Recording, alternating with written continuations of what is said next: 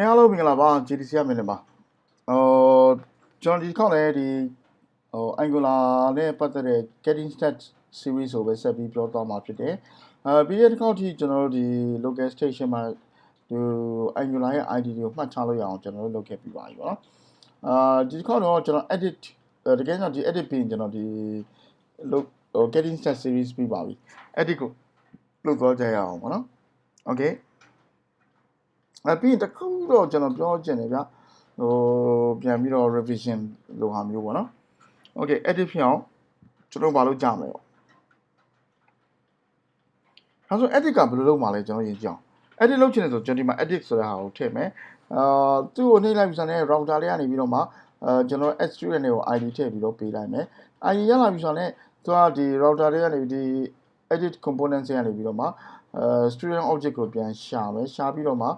ကျွန်တော်တို့ဒီ file တွေကိုထည့်ပေးလိုက်မယ် save လိုက်ပြီဆိုရင်တော့ save မယ်ဆိုတာကိုလုပ်ပါလိမ့်မယ် Okay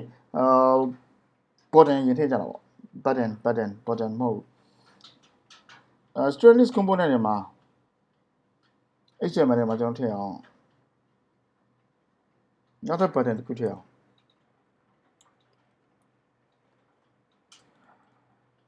link ကိုထည့်အောင်router link ကိုကျွန်တော်ထည့်လိုက်အောင် router link Okay student as နေမှာကျွန်တော်တရားဘယ်လိုလုပ်ရမလဲမသိသေးဘူးကျွန်တော်ဒီမှာပြန်ပြီးတော့မှ app component router ဆိုတာရှိတယ် routing module ထဲမှာကျွန်တော်ကြည့်အောင် edit Okayဒီမှာ student mode ဒီမှာ edit လုပ်ပေးထားတယ် edit နောက်မှာကျွန်တော်တို့ကID ကိုယူချလိုက်သူ့စီမှာ ID ပါရပါမယ်လို့ပြောတယ်ပေါ့ Okay ID ပါလို့ပြောနော်ဒါပြလိုက်ရင်ကျွန်တော်ပြဿနာကြီးတက်သွားလိမ့်မယ်ကျွန်တော် student ပြန်ခွင့်ဒီမှာ console မှာကြည့်ရင် error တက်သွားပြီအဲ့လိုမျိုး URL မျိုးမရှိဘူးလို့ပြောလိမ့်မယ် student list ရှိရဲ student မှာမရဘူးဖြစ်နေ ID ပြောတော့ ID မပါဘူးဖြစ်နေအရင်ဆုံးအဲ့ဒါကိုပြင်ရမယ်ဗျကျွန်တော် app component HTML ဆင်းမှာကျွန်တော်တို့ဒီမှာedit ထဲမှာကျွန်တော်တို့က blank လေးကိုထည့်ချလိုက်အောင် Okay student ပြည့်ဟိုရလာပြီဗောနော်သူ့မှာ parameter ပါသွားပြီဒါပေမဲ့တန်ဖိုးမရှိတာပဲရှိရောတန်ဖိုးမထည့်တာကို blank ပဲ blank ပေးလိုက်ရောနော်တခုတော့ရသွားပြီဗောနော်ဒါဖြင့်ကျွန်တော်တို့ဒီ student list တွေကနေကျွန်တော်ထည့်အောင်ဗော student list တွေကနေကျွန်တော်ထည့်အောင်ဗောနော်list မှာကျွန်တော်ဒီမှာဒီညမှာ edit edit ထည့်မယ်ပြီးတော့မှဒီမှာတော့ကျွန်တော်တို့ဗာထည့်မလဲဆိုလို့ရှိရင်student ရဲ့ ID ဆိုပြီးထည့်ချလိုက် Okay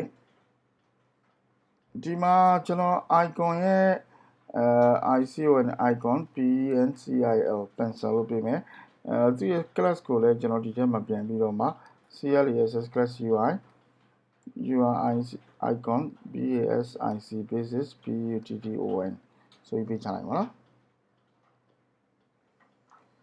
student list မှာကြည့်ဆို Okay ဒီမှာ edit ဆိုတဲ့ခလုတ်ရှိလာပြီနှိပ်လို့ရှိရင်ဒီကိုရောက်သွားပြီဒါပေမဲ့ဒီမှာ data မပြနိုင်သေးဘူးမပြနိုင်သေးဘူးဗောနော်မပြနိုင်သေးဘူးအဲ့ဒါကိုကျွန်တော်တို့ပြင်ရအောင်ဗောနော်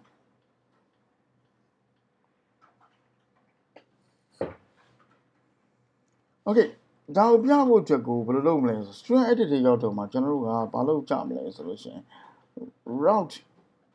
ဒီထဲမှာဗောနော်router တော့ရှိတယ်ဗျကျွန်တော်ဒီမှာသူ့ရဲ့ private private route router active sorry ကျွန်တော်ဒီကောင်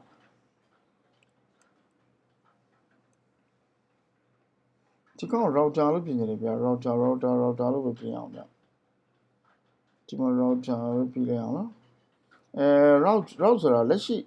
route တွေကိုကျွန်တော်ပြန်ကြည့်နေတယ် PIVD private ROUT route ACTIV active router ဆိုရှိတယ်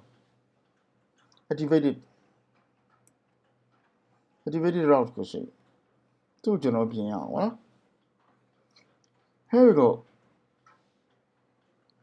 ကျွန်တော်ဒီနားလေးမှာပြင်ရအောင်နော် active route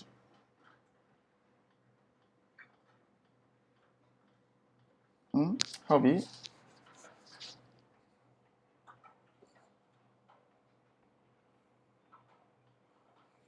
ဒီမှာကျွန်တော် ID ထည့်ရအောင်ဗျ ID နောက်ဆိုထည့်လိုက်အောင်ပြီးတော့မှဒီထဲမှာကျွန်တော်တို့ကroute ထဲကနေကျွန်တော်တို့အဲ့ထဲမှာ route ထဲကနေပြီးတော့ကျွန်တော်တစ်ခုပြန်လုပ်မယ်ဒီမှာလုပ်ချင်တာ route ထဲကနေပြီးတော့မှ params filter တွေပြီးတော့မှ subscribe ဆိုပြီးတော့မှ param တွေကိုကျွန်တော်တို့ကsubscribe လုပ်ပြီပေါ့နော်if p.id id ရှိတယ်ဆိုရင် ကျွန်တော် service ရနေပြီးတော့မှအဲ့ဒီ id နဲ့ဒီ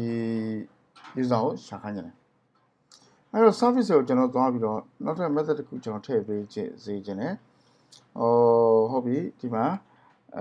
find by id any လို့ပေးပြီးတော့မှ number လို့ပေးလိုက်ရပါလိမ့်မယ်number လို့လည်းပေးလိုက်လို့ရပါတယ်ဗောနော်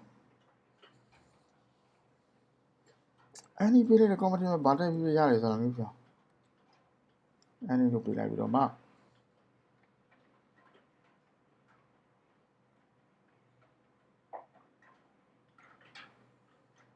ဒီမှာကျွန်တော်တို့ပဲ list ရတော့ရှာမှာဗျာ list ရနေပြီ filg filter ဆိုပြီးတော့မှa ဆိုပြီးတော့မှ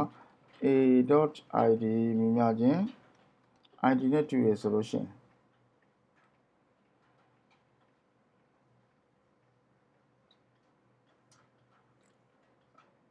ဟုတ်ပြီ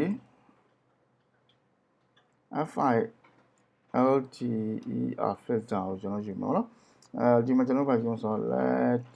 filtered filters မြင်များခြင်းတာပေါ့နော်ဆိုပေးလိုက်မယ်ပြီးတော့မှif filtered filter is length က greater than 0ဖြစ်တယ်ဆိုလို့ရှိရင်ကျွန်တော်ဒီညမှာ return ဆိုရင် filtered filter ရဲ့0ကိုကျွန်တော်ပြန်မယ်မဟုတ်ရင်တော့return null လို့ပြလိုက်အောင် okay ဒါမှလည်းဆို service ရနေပြီးတော့ filter လုပ်တဲ့ data ကိုပြန်ထုတ်ပေးလိုက်တာ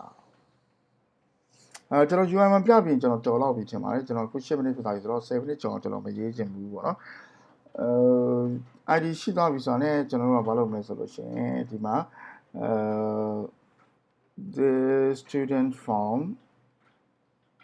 patch value ဆိုပြီးတော့မှကျွန်တော်တို့ကဘာလုပ်မလဲဆိုလို့ရှိရင်အားလေးပဲဒါနဲ့ patch value ဆိုပြီးတော့မှservice တွေကနေပြီးတော့မှ find by id ဆိုပြီးတော့ကျွန်တော်တို့ p.id နဲ့ရှာလိုက်အောင် patch value နဲ့ထည့်ပေးလိုက်မှာ okay ဒီချိန်ကျွန်တော်လုပ်ပါလိုက်အောင်နော်ကျွန်တော်တို့ဒီမှာ student list ကိုသွားရဗျာထားလိုက်ဗျာကျွန်တော်တို့ reload ပြန်လုပ်လိုက်အောင် student list သွားရဒီမှာ edit လုပ်နေတယ် f ဒီမှာဒီတိုင်းပါလာပြီပေါ့နော်ဒီတိုင်းပါလာပါတယ်ဒါကြည့်ကြဖြစ်သူကရှာပြီးတော့တွေ့လာတယ်ကျွန်တော်တို့ပြင်ဖို့ save ကိုလုပ်ဖို့နောက်တစ်ခါတော့ကျွန်တော်ပြန်လုပ်လိုက်အောင်ပြီးဒီမှာ add student ဆိုတော့လည်းကျွန်တော်တို့နည်းနည်းပြင်ကျင်တယ်ပေါ့နော်ဒါ add student ဖြစ်တယ်ဘူး edit student ဖြစ်တယ်ပေါ့နော်အဲ့ဒါကိုကျွန်တော်တို့အခု9 minute ဖြစ်သွားပြီဆိုတော့ဒီမှာထားလိုက်ပဲနောက်တစ်ခါမှ save တဲ့ဘိုင်းနဲ့အဲ့ဒီဘိုင်းကိုတော့ကြအောင်အားလုံးကျေးဇူးတင်ပါတယ်ဒီစီကမင်းလည်းဖြစ်ပါတယ်